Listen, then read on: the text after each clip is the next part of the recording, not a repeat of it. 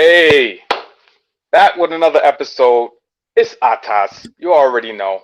Episode number 10. Yes, we've been doing it for a little while now. We can count it on all the fingers. And we need to start using our toes, right? It's your So boy you already Tipsy know. Japan. Yes. Back with another episode. We on number 10. Ace, thank you. Thank you. Yeah. And listeners, thank you. We know you out there. We can hear you. Yeah. We out here and taking it to the next level, as you can see. I'm going to let him take the stage. Go ahead. It's your boy Ace. As Mr. Japan himself has already said, it's been a crazy ride thus far. Getting to 10 episodes, like, oh, well, it's only 10 episodes. I didn't know if it would come this far. Honestly, I'm just gonna be real. It's something, a passion project. Sometimes you just don't know if they're gonna go all the way. And right now, making it to this milestone, all of our listeners, all the support that we've been given, it means a lot. Definitely. Oh yeah. And it really helps to have someone to bounce these ideas off of. That's why I think it has continued, because sometimes, you start something new, kind of get into a flow there, but then you move back into something called homeostasis, where, it's that standard in your mind. It's like, all right, I haven't been a podcaster up till now. Am I a podcaster still? And the last thing we, said on last week's episode was we are podcasters. Oh, wait, it's not about you. It's not about me. Yeah, It's about us. This is a podcast. We are podcasters, and this is the show. All right, and the show is going on. that it is. That it is. All right. Oh, yeah. So I know that my co-host here, TPC Japan, he likes to talk about books and things of that nature, Mm-hmm. um, which I can appreciate. Knowledge is power, Mm-hmm. but at the same token, I believe there is a practical need for knowledge. I like to say that knowledge plus experience equals wisdom. You know, Mm. it's not just one thing. We have to also think about our experiences, how we've utilized the knowledge in the past, and then wisdom Mm-hmm. going forward and say, oh, I can use this that I used in the past again. Mm-hmm. Oh yeah. Oh yeah. I can definitely chime in on that point. I was actually talking with brother earlier today, less than an hour ago, about that very same thing.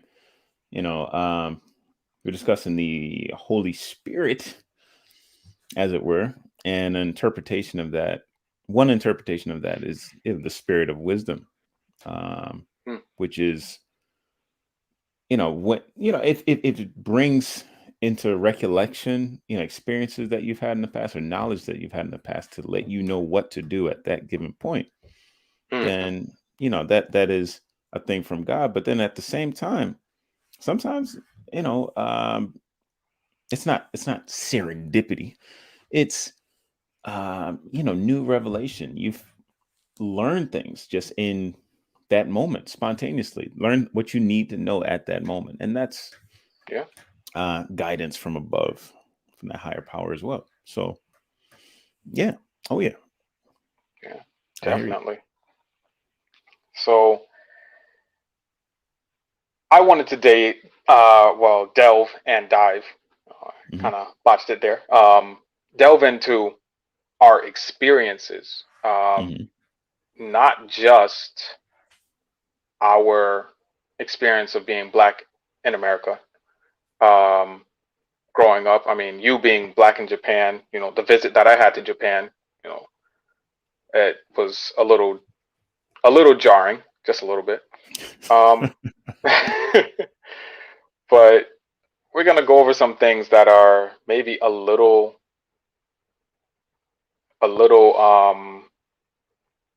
not too much into the controversial side.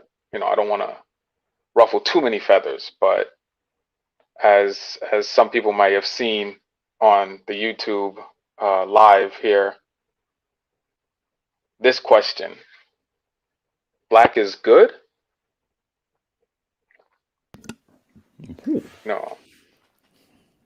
Growing up, it seemed like everybody wanted white bread and white flour and fresh white kicks. You know. Mm-hmm. So when was it that you realized that it's not all about white, Hmm. but that black can actually be good? Hmm. That's the question posed, and it's an interesting question. It's a good question for not just the people back home or the diaspora abroad, but also those listeners, even now or in the future, that have some black in you. Mm, As we say, you know, I was just talking about mixed heritage, as we call it in the States, or being half, as they call it in Japan. oh gosh. Oh Yeah. no. Oh, you're half. Half what? you know? No, I'm I'm a 100%. whole I'm human, right? 200%. But half. I'm not even gonna get on that yet. But what it may mean for you if you have some black in you, and what's the good that you can take from that. What does it mean to be black? Well, for me, I have a special experience, not just being born in the United States with that whole set of social constructs that come around being an American, but also having a history with my father being from the islands, being from Dominica, being from a place where the name Douglas means something. And this is among just a lot of black people, you know, like that. That experience for me, that reinforcement that he made sure I got about maybe 10, 12, 13 times before I grew to the age of starting to identify myself and that metacognition that happens in middle school. I uh, I just got to experience being in a country where everyone's black. What and then realize that it doesn't matter the fact that you're just black. It matters what your family has done. It matters, what your family believes in, what um, mindset they have, what initiative they've taken. I got to get tastes of that, micro doses of, um, black affluence, and that was good. Mm, yeah. Um, but I didn't get it. It didn't really mean much to me at the time. But in retrospect, um, just the knowledge of that has helped to sustain me in times of overwhelming um, persuasion that black doesn't necessarily mean something good. It means, disadvantaged in a white world. You know, it doesn't have to mean that. Um, you can have an egalitarian situation. That's fine. You could have a country where everyone's black, and then that doesn't matter anyway. That can be fine. You know, True. but it doesn't have to come. And you could be even be in a situation like mine where black is novel, and they don't really know what to do with it. You know, Mm, but to have this recognition in the back of my mind that there's a place um, where that's not a big deal. There's a place where the content of your character or your family's character has mm. a much stronger influence on the people around you. Yeah. So, yeah, that I got that from an early age. How about yourself? Oh, um, hmm. It's kind of strange. Yeah, I pose a question, but sometimes I just go with whatever question comes to mind, and I Mm, try not to think about it because I don't want to have a Mm, pre-thought out answer to just rattle off. mm, I grew up in East Hartford, Connecticut, and there was a mm, lot of a lot of Irish people, people of Irish descent, um, mm, a lot of white people, some mm, Asian, um, and quite a few Dominicans and Puerto Ricans. mm, So growing up, it was just mixed. Like everything was mixed. So mm, I didn't really come to the realization of seeing color all that much mm. until college. College. Yeah. And it's Uh, really weird to think about. I did have this growing up, I had this kind of notion that, oh, if you were black, then you were Jamaican mm, because I'm black and of Jamaican descent. So it's like, oh, yeah, you're black, you're Jamaican. That's it. yeah. And my mind was opened up a little bit more in high school. Mm, Um, so I met somebody who was Haitian, and everybody called him African, and he never corrected them. So I uh, just thought, oh, this guy's African. mm. Um, then I went to college, and there was like 80% of the college that I went to was Haitian. So I picked up a little Haitian Creole, and that's where I learned Wow. like, Mm, okay, there's mm. more than just um Jamaicans. yeah, like way more than just Jamaicans and Africans. Mm, Um, and I may seem a little ignorant, going back, it's like, wow, probably should have known. Um, but that same token, it's I'm kind of happy mm, because I was to a certain extent colorblind. Like I wasn't judging people based on it's like, oh, this person is black, okay, mm. this person's white, this person's Asian. Yeah. It was more Yeah. like, Yeah. okay, this person slighted me $2, so Mm, can't really hang out with them. And that was more the thinking that I had. It's like, oh, I don't like the way they treat me, so I don't want to hang yeah. around them, you know. Uh, But then when I got into college, it was I was starting to see more people who were black and mm, educated and who were leading. So that was kind of the I guess my brush with black excellence. mm, And that kind of solidified like, oh, okay, just because I grew up where I grew up and the color of my skin, it mm, doesn't mean that I'm no good. You know, it's like in the Bible where they ask, can anything good come out of Nazareth? mm. When they're relating to Jesus, it's Yeah. like, oh, this guy Can Jesus, he's anything from good come out of Nazareth. nothing? Yeah. Yeah. Like, can anything good really come out of that? Yeah. Yeah. It's Yeah. like, Yeah. oh, you're black. Can anything good come out of your culture? That type Mm, of thing. But mm, mm. I saw it as, wow, it's possible. Yeah. A It's child possible. is born. Yeah. That's interesting that you mentioned, you know, encountering black excellence in university. To be honest, and maybe this is just the product of having gone to private schools where you are in the minority.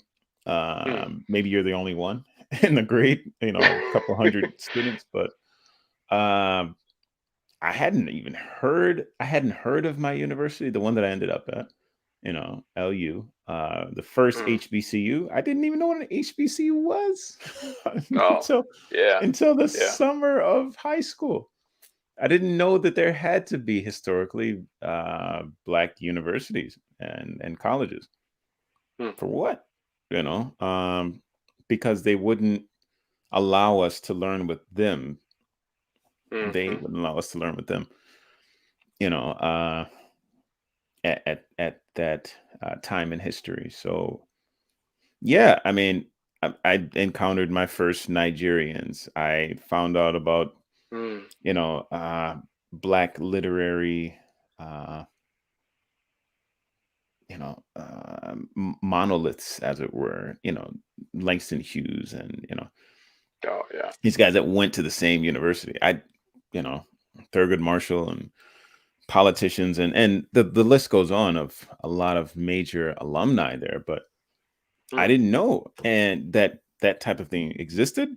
I didn't, um, I was naive in the sense that, like we're all human beings. Like it's not a big deal, right? But well, what one book that I'm reading right now called *Sapiens* by mm, Yuval Noah Harari. I want to say his last name right. I want to say Harari. I want to say it like that. What I'm finding in that book about these, social concepts is that even though social concepts are intangible, even though they are our myths, just as mythical as money and the concept of money, it's quite real in the sense that it's important. It's mm. important in life as a human being. Money is not important to animals, but it does affect them. Um, Oh yeah. and and for us, these social constructs, like being part of a community, um, that's even greater and more complex and more important than just the species Homo sapiens, is it's something that we have to come to terms with. We're better off having come to terms with it and understanding where and in what way we fit in, Mm, into that social construct. But rest assured, like 2 million years ago, Homo erectus did not have these concepts. People were living off of their tools on Earth. People, I mean humans, um, were living with their tools, and they were getting along just fine. But mhm. for us, for Homo sapiens, the wise man, as it were, um, these constructs like you know um, Catholicism, where okay, here are a billion, a billion people who are like you. So it doesn't matter where you go in the world, you can be close to them, and they will, accept you as being a member of their body, their community, their That brotherhood. sense of belonging. Yeah. Yeah, it's like I have, I've been programmed to think that um, that gives me the right to pass into certain groups and feel free to talk among other people in that same group and feel like some level of comfort. Mm, That's so weird though. It's so weird that even an employee at McDonald's, you see the M everywhere. And it's like if the company tells you you're an employee, if they convince you that you're an employee, then you get to go in there and touch all the food and take people's money and then give them things, because you're convinced that you're one of them. But is McDonald's a thing? Is a thing that you can just walk up and touch? The building mm, is a building that we've assigned value to as being a restaurant. But if the McDonald's, the company, the entity decides to leave that place, then the moment they take the M off of it, it's not that anymore. Or the moment that they mm, decide to draw out of that, it's not anymore. We just make things and destroy things based on our words and our ideas. And you know this idea of black, what black means, um like who decided, who decides, and who will decide going forward? Is it you? Is it me? Is it going to exist after we're gone? I don't know. But that's not my question. I mean, I don't know because just um, looking at growing up, how there was always kind of this thing of, oh, stay with black people, stay with black people, stay with black people. Make sure Mm, that you go and marry a black girl. You know, mm. it's like You got why? that? You got that as a child? Yeah. Oh yeah. Mm, mm, And of course I got it in college, mm, when I decided to date my wife. mm, Uh it was more of a, well, why are you dating her? Because Wh- my wife is Mexican. She was Okay. born in Mexico and came over when she was 3 years Mm, old. mm, Um, but she looks Irish. Like mm, she has mm, mm, red hair and freckles. It's very strange. mm, Um, but there's this kind of stigma in the black community mm, about dating outside of our culture. But if everybody were to date outside their culture, then everybody would look more or less the same, and we would just be the human race versus black, white, mm, Hispanic, Puerto mm, Rican. It would just be human. And mm. I feel like if we get to that point where we can just, kind of intermingle, cultures Yeah. and skin tones, then no, we won't be able to say, oh yeah, I'm black. It's like, well, what percentage? You know? Mm, mm, And mm, maybe, who mm. knows? Maybe it'll be better down the line, or maybe it could be worse. Who knows? But you don't think it would be worse because if you did, you wouldn't have made that choice. Maybe. Am I? Well, Mm. Would you have made that choice regardless? If you thought that this would be detrimental to your people, the people that matter to you. the people that matter. No I'm not one. saying do black people yeah, that's what I'm saying. I'm coming with the assumption that black people matter to you. Black people. I'm not saying that Black Lives Matter. Don't even. I'm not even taking it there. Nobody took it there, but you. I'm not. I'm not. But it's like when I said black and matter in the same sentence, I was like, wait a minute. Okay, hold on. But yeah, um, I mean, people tend to care about the is that a statement? People tend to care about the community from which they came as a Mm, social construct. I mean, human beings have to care about where they came from. Otherwise, they're not going to survive. As a survival mechanism, it's important. You have to be a good social being. You have to, for example, smile. Okay. If you don't smile, then that means that, like you're an angry person or something. And, angry people don't get along with other people. Like, in the past, that might have just caused you to be killed off or ostracized. And if I mean, human beings need other people with them. So mm. to be a member of a community, show your smile, show your teeth. Yes, just like, I mean, the chimpanzees do the same thing, you know, Well, and but here's the thing that's kind of weird about that. mm, It's based on whatever's clever in that culture. mm, Because I had a friend who went over to Russia to do some mission work, uh, and you know he's a jovial guy, tall black guy, but he's super nice. He loves to smile. yeah, And in Russia, um, the I don't know if you've ever heard the term like grinning like an idiot. yeah. What are you grinning like an idiot? Yeah, So yeah.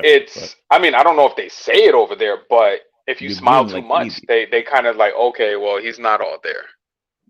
Smiling guy. Yeah, he's a smiling guy. So it Yeah. it it's kind of like, well, what's acceptable, what's not, what are the unwritten rules, what are the underliers, what are the outliers, it's culture, Right. you know. But it's the thing is, I mean, you're absolutely right. It does come down to blending in or not blending in. But he who does Mm, not blend in doesn't get to eat, you know, to a certain extent. Like we rely on society or whatever that community that we're in for, sustenance, unless we're going out and hunting ourselves. And then some places you're not allowed to go out and hunt on your own. So you're going to rely on most their places. system. Yeah.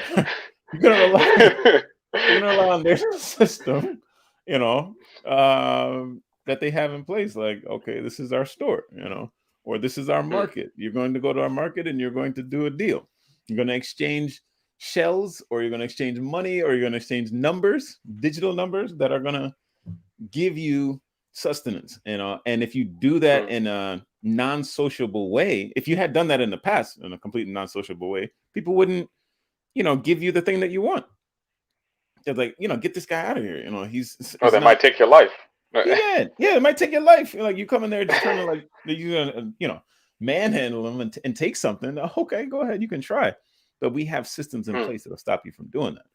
So it comes back to blending in, following the social norm, and doing the thing, and having a tendency to try to protect that system because we know that civilization, we know that society helps us to survive. So my Okay. question is, all right, so going back to Black, right? Ah. Is Black a community worth protecting, or a community, a construct worth taking care of? And if it is, um, then your choice of marrying outside of the race, did you think that that would be better for the race? Hmm. It's like a twofold question. Oh gosh. Um. Should make you answer it first, but Yes, um. my answer is yes. Yeah, no, because my professor told me, and I don't mean to bias you, but my professor told me that the Black race would probably go extinct within the next 20, 30 years. And he said that about 20 years ago, you know. Mm.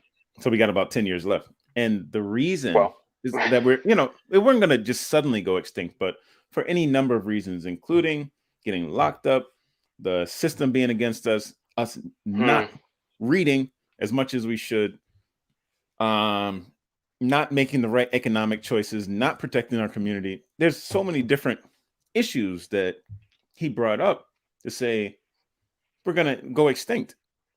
Hmm. And I think that by marrying outside the race, we bring in new blood, which is important, but also Oh.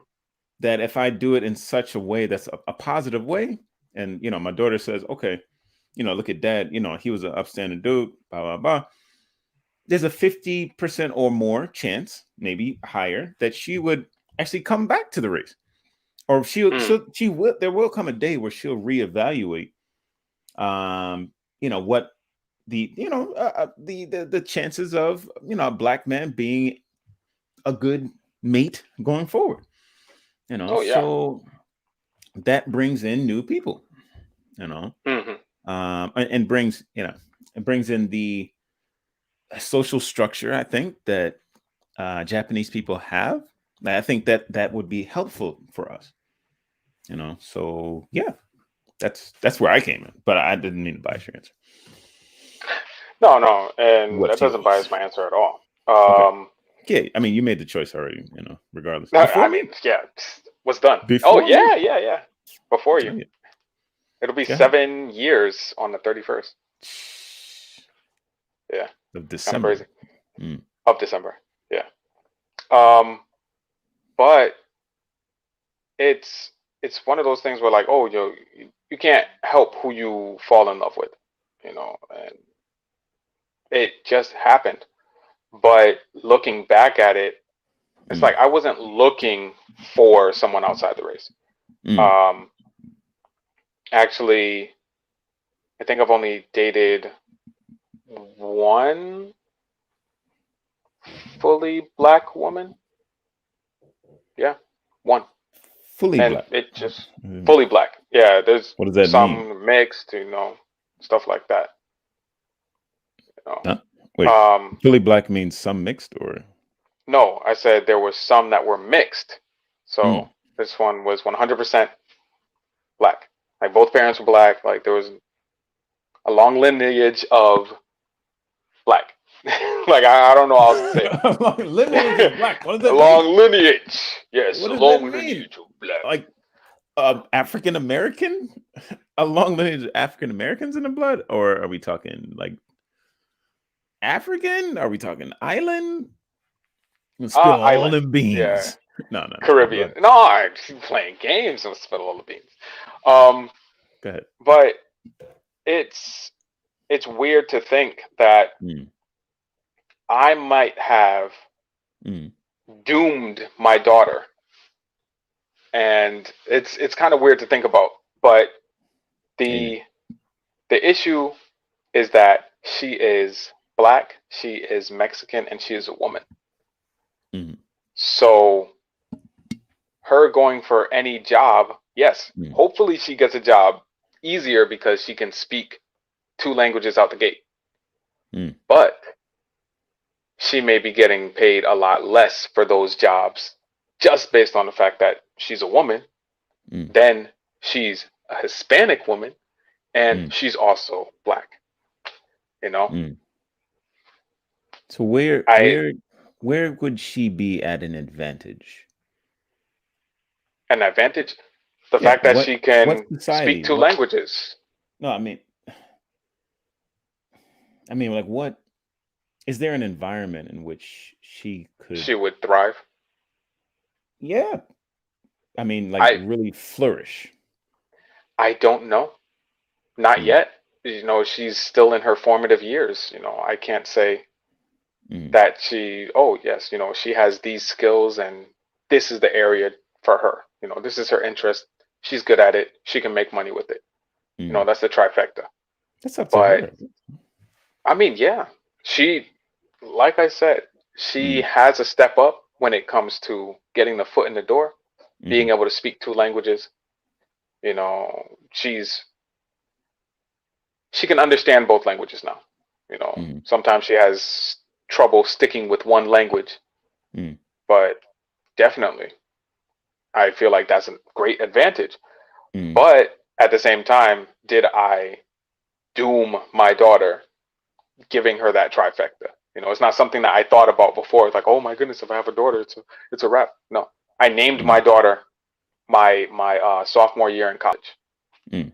before I even knew my wife, before I even met somebody who I was thinking about having children What? with. I was like, this is going to be her name. This shall be That's her it. name. Yep. Even before I know if she's going to be a she. Yeah. I mean, I said, if I have a daughter, this is going to be her name. Oh. It wasn't like, oh, my first child's name is going to be this. It's like, that Mm. would be a problem. Having a boy and then, oh, Yeah. Lord? So you chose a name for a boy too? Yes, I did. Hmm. But You're not only a you're not going to while reveal that after. now. No, no, no, no, no. Okay, Because it's good, still a good, good. Because I'm possibility of, I'm not going to take it. The name, I mean. I don't know. I don't know. Somebody else might though, and I can't Mm, have mhm. that. Oh boy. Okay, okay. Interesting points there. Okay. Did you answer the question? I did answer the question. I thought I did. Do you want to rephrase it and I can see if I did? So yeah, let me just confirm. I mean, if somebody You in a chat wants to say whether or not I answered the question, then we'll There you take your go. word There you for go. We'll give them homework. Give them homework. What's the next question? Because um, so I wanted to go into this because you did talk about blending in and society and the system. So the myths. That's what I'm talking no, about. no, The no, myths. no, no, no, no, no. No, I'm not talking about myths. I'm not talking about origin stories. I'm talking about story time. Hmm. What? The police. So the police story time, the cops. So this comedian named Amber Ruffin, Mm, she says that uh, every black person has one of those stories, like some type of experience with the cops. Um, and I know mine, but I don't know a lot of other black people's because I'm just like, yeah, it's the police. What are you gonna do? What are you gonna say? That's it.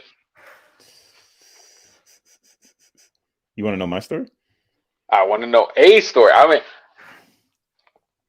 Well, not first, actually. I don't know that you have more than one, but I know you have a lot of stories. But I don't know mm, if you have a lot of cop stories. um, I could tell the story of somebody else. No, how you gonna tell somebody else's story? It just because this week, it went down in Chiba. At least it looked like it Mm, went down in Chiba in a place called Gyotoku. Was a young man who was pulled over by, not pulled over, he was approached by the police and he had to show his information and everything. And he had locks, and it's on Instagram, and I gave it a thumbs up because I just wanted to bring attention to it. But I'm not like real like activist type thing when it comes to that, Mm. because I think some of that stuff is staged, or people go out of their way to get extra attention to something, you know.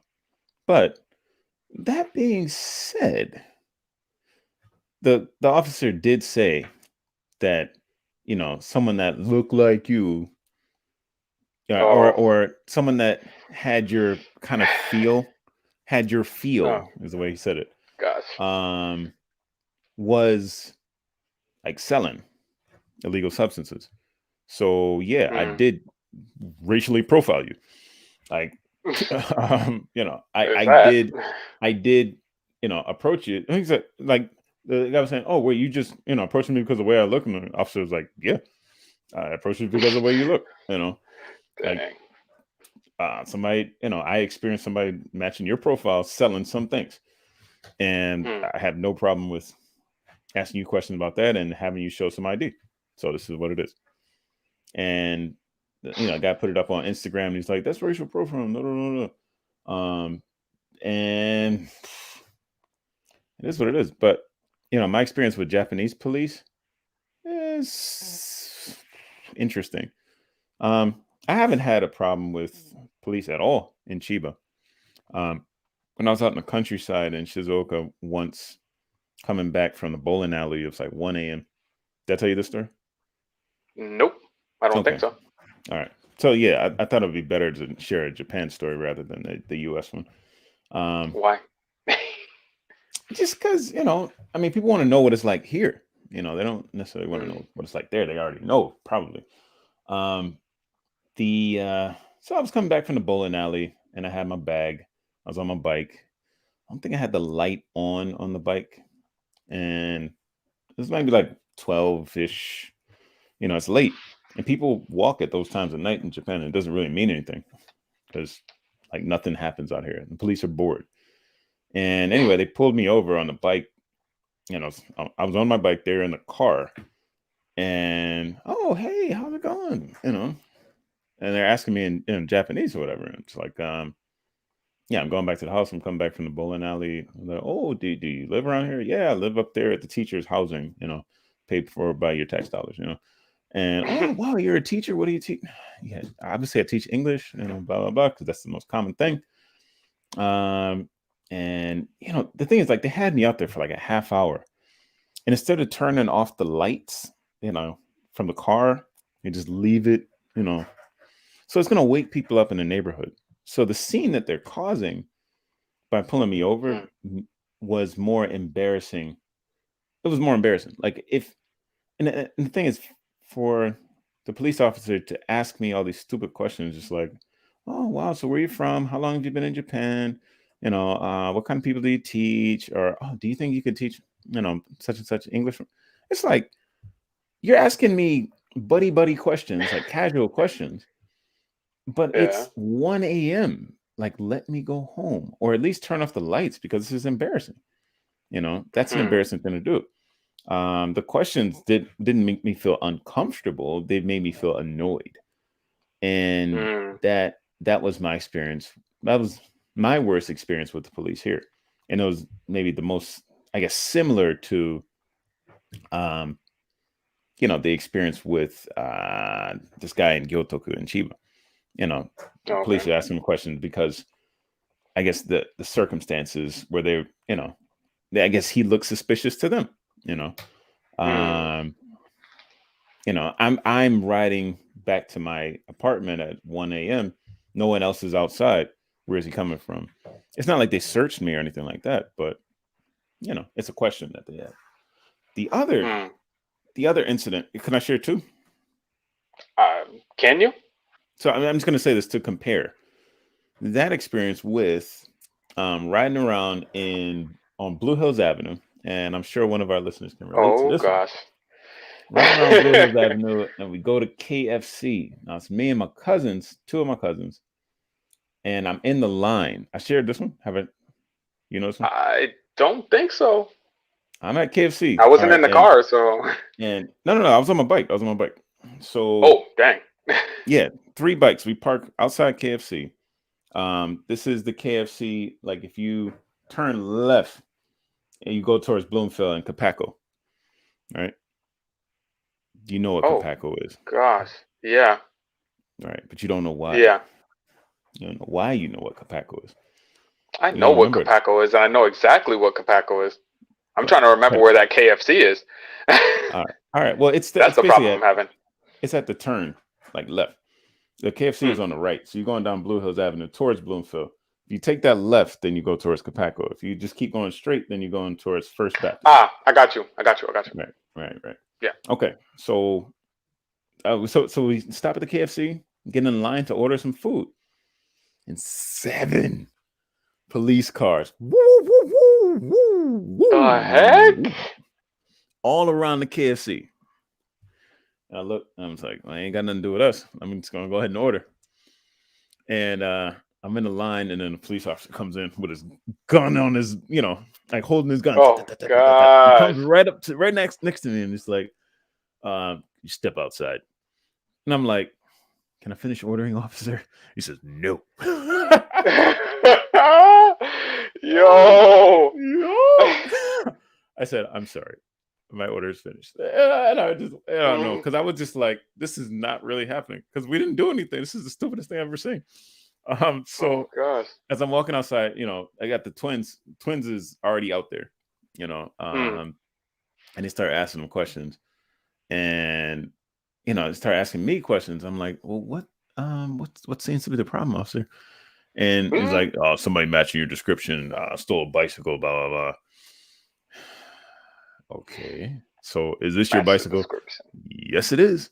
Um, you can check the bike registration number. It's right there. I got it The VIN from number, yeah. Bloomfield Bike Shop. It's right down the street.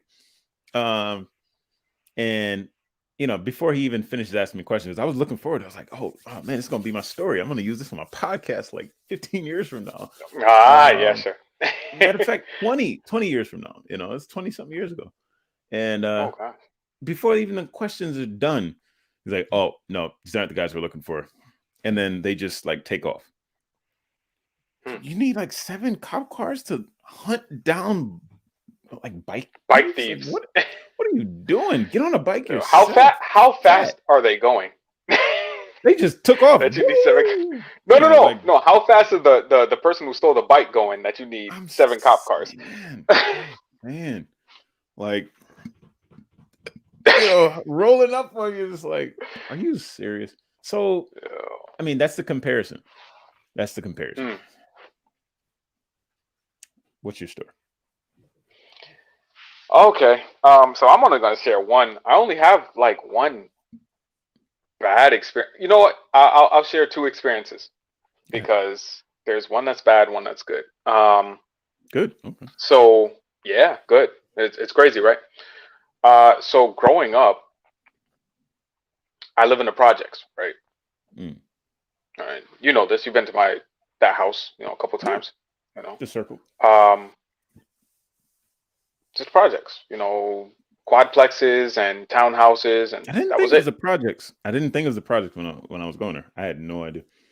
I Oh no. I mean, saw the PJs on TV, and it's like, okay, but I did not know these were oh yeah, it's the projects. The per se. projects.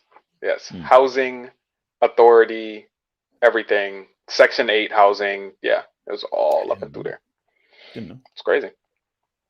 So the local police knew this, and Mm. I guess they thought like, okay, well, we don't want more people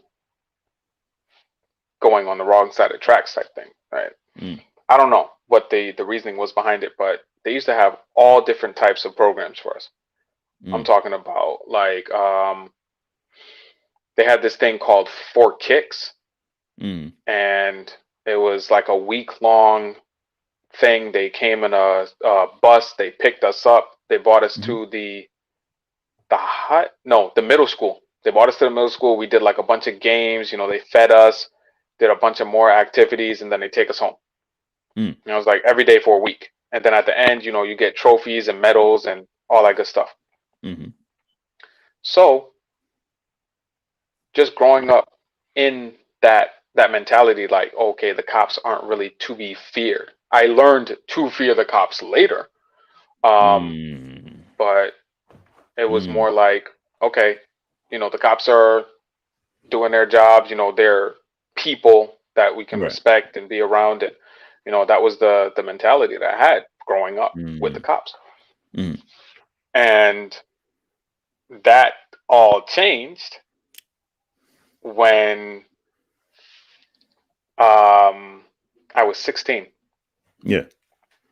16, you're sophomore in high school, Mm. and I know that you got your license at 16, right? I got my permit. You I got your permit at 16. drove across the country with it, but yep. Oh, okay. Uh, hush, hush.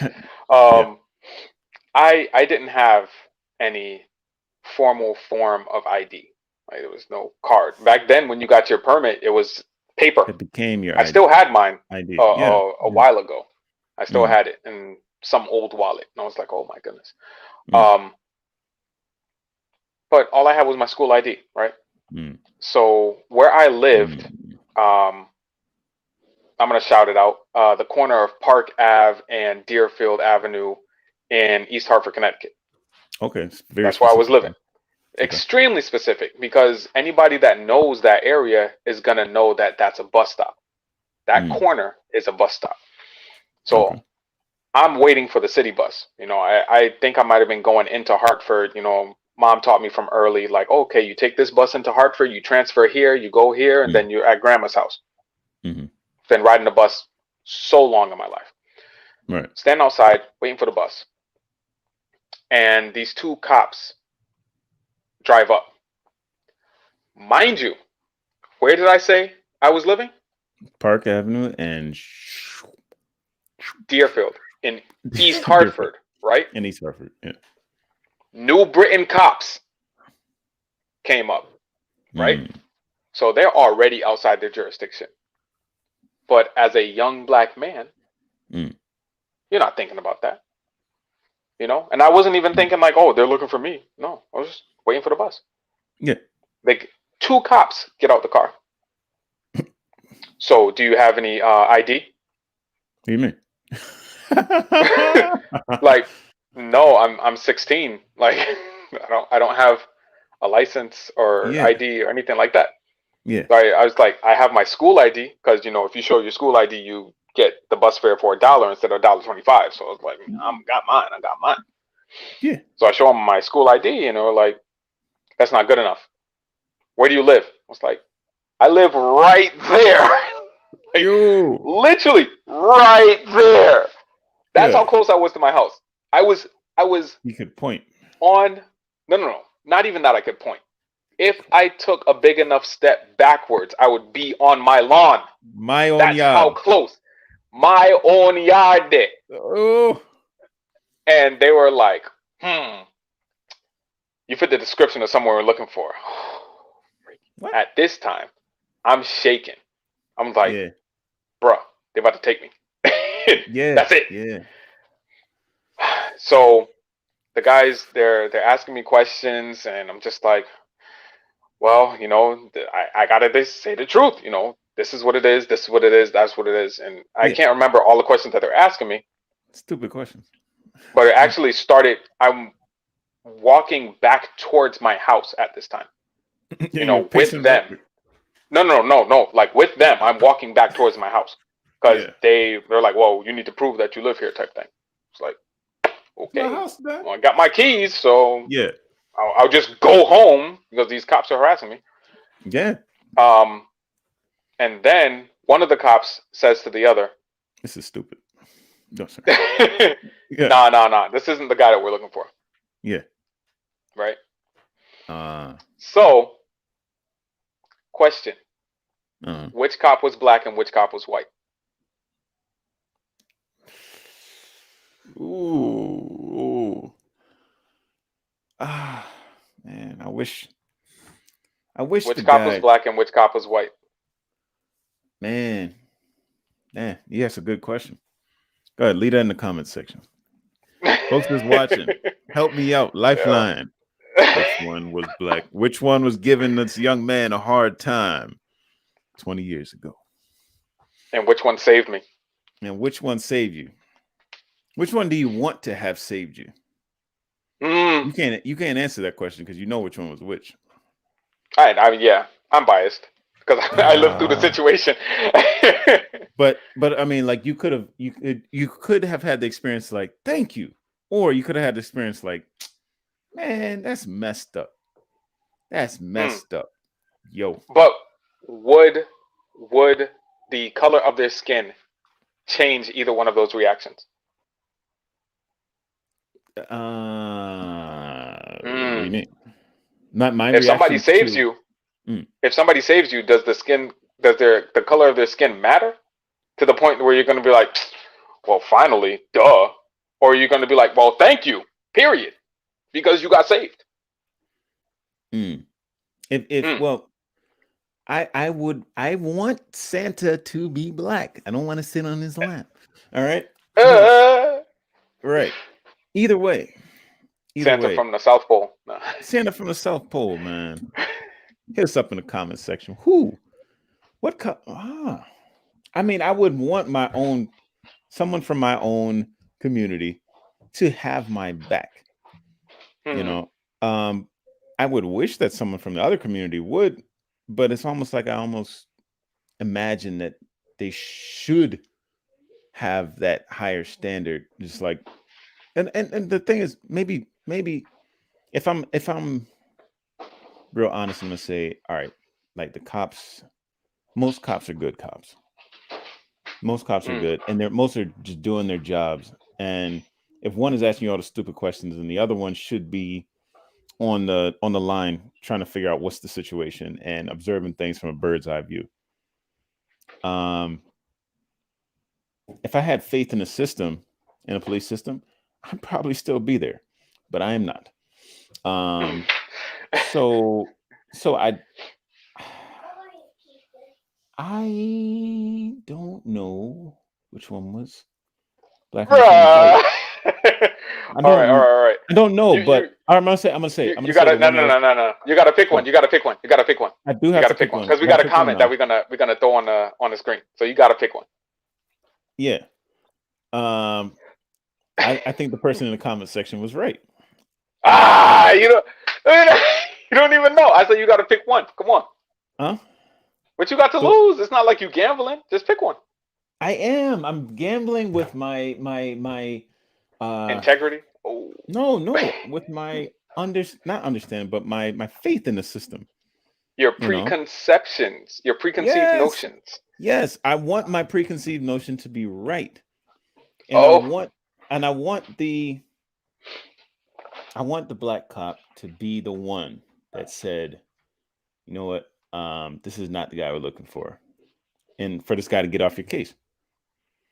And I want the white cop to not have told the black cop that he needs to be the one to ask this young guy all these stupid questions. Because if the black cop was asking you the questions, then maybe you wouldn't be like freaked out as much. And so you have this cowboy in the background that's saving the day in the traditional way. It's one narrative I have in my mind. He's in the background and this black cop is giving you a hard time. But then the other way around, it could be that, the narrative that the white cop is giving this young black man a hard time. And then the black cop comes and said, "No, man, it's all good. This is not the guy we're looking for." And, and then he gets off your case. Like either one is an extreme. Either one is an extreme. It's just which extreme are you more likely to believe? I'll say the latter. What's the latter? The white cop was giving you the hard time, and the black cop said, "This is not the guy we're looking for." Wow. Yeah. Is that what happened? No. Black Tiger got it right. I don't know how he was there, but he got it right. Yeah. See, it was the other way around. It's the other way around. Yeah. The black cop was giving me a very hard time, and it was the white cop that saved me. Yeah. I explained that narrative, right? I did explain it, Yeah, yeah. and I didn't choose that one because Mm, I didn't want it to have been the case. I didn't want mm. that to be the case. I didn't want the black cop to have given you the hard time and the white cop to save you. I didn't want that. That's what I said. Black on black crime. But I feel like maybe he was, and I don't know, but sometimes, because you're black, you're pressured to give your own people a hard time because, you To can show talk that to it's them. equal. Yeah, you can talk to them, so go ahead and handle it. You have to. Oh dang. And I don't like it. I used to work at a restaurant, and there was this black guy in the kitchen, and I could talk to all the staff. I could talk to the Chinese. I could talk to the Napolis. I could talk to the Japanese, Korean. I could do all of that. But this guy, he comes in. He can only speak English, and he kept his distance. He was like a little socially distant, but we're the same color, so they called him my either brother or sister. You're like, oh, yo, look at your sister. Look at your sister. He was in the kitchen with some knives, flipping them up and down in the air. It's like, yo, What the heck? hey, talk to your sister. Talk to your sister, man. Like they're telling me that I need to take care of this dude, and because they're scared. And then he's one of your people. Go ahead. You need to, I mean, he got fired pretty quick, but I mean, man, yeah, tossing up knives. It's crazy. tossing knives, playing with the knives. Like you're supposed to be in the kitchen cooking. And so I've been there and had people from another race expect me to handle people from my own race. And I just didn't want it to be that. I didn't want it to be that. I wanted it to be the simple story, but it's not. Yo, another one from Black Tiger. Mm-hmm. Subvert your expectations, sir. Yeah. Yeah. It is what it is. And, we can't expect people outside of our culture to do the same if we're not willing to do the same. We have to be able to listen to a situation devoid of race. With the understanding that their culture is different and some things we may not agree with, or we may be able to take in, not to be colorblind, but to be color informed. Mm. We can't So stop it at skin tone. would you say it was the right call to have the black cop handle your situation? Well, I If you mean, got I don't. black and white, you're Mm, the black kid right there, and they have a conversation before approaching you. I mean, it's jacked up that it's racial profiling anyway, but it is what it is. Do you think that they made the right choice collectively? I don't know if they made the choice together or if one had, more of a power situation over the other, or I'm going to handle this. But do you think they made the right choice by having the black cop talk to you about it? Well, I don't know. Was it right? Because there's so many unknowns. It could have just been like, oh, they're just partners, and that just so happened. It could have been a situation like freaking Training Day, where Denzel has this white guy, doing all the bad stuff, so he can basically, if you don't do this, then I'm gonna tell the captain that you were using this. And it's like, yeah. So there could have been a power struggle there, but all in all, I'm just happy that didn't end up with me in jail. All in all. But you weren't supposed to go to jail. You didn't have. I wasn't supposed to go to jail. You're a kid. Yeah, but I'm happy that was the case. That you didn't go. That I did not go. I'm happy that that's the case, because I could have just been taken down to the station. And it's the thing. I think they, and this is jacked up for me to say this, but maybe it was the right choice to have the black cop talk to you, because had it gone south and you freaked out or something, then okay, you're gonna remember that for the rest of your life, that it was a white cop, that conversation with a white cop that ended you in jail, and you might blame him for that rather than taking responsibility. But how do you take responsibility? You're just a kid. But you do if you practice extreme ownership, as it were. Mm. It's time. It's time. Well, wow. It's a whole hour long podcast.